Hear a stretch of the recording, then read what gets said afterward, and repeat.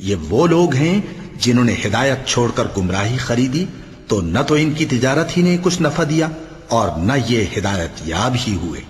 ان کی مثال اس شخص کی سی ہے جس نے شب تاریک میں آگ جلائی، جب آگ نے اس کے ارد گرد کی چیزیں روشن کی تو اللہ نے ان لوگوں کی روشنی زائل کر دی اور ان کو اندھیروں میں چھوڑ دیا کہ کچھ نہیں دیکھتے۔ یہ بہرے ہیں، گونگے ہیں، اندھے ہیں کہ کسی طرح سیدھے رستے کی طرف لوٹ ہی نہیں سکتے۔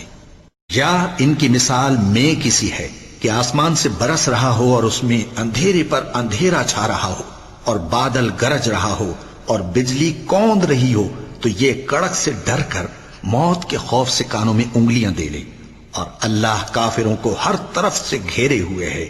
قریب ہے کہ بجلی کی چمک ان کی آنکھوں کی بصارت کو اچک لے جائے۔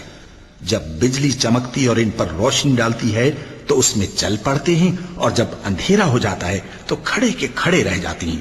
اور اگر اللہ چاہتا تو ان کے کانوں کی سنوائی اور آنکھوں کی بینائی دونوں کو زائل کر دیتا۔ بلا شبہ اللہ ہر چیز پر قادر ہے۔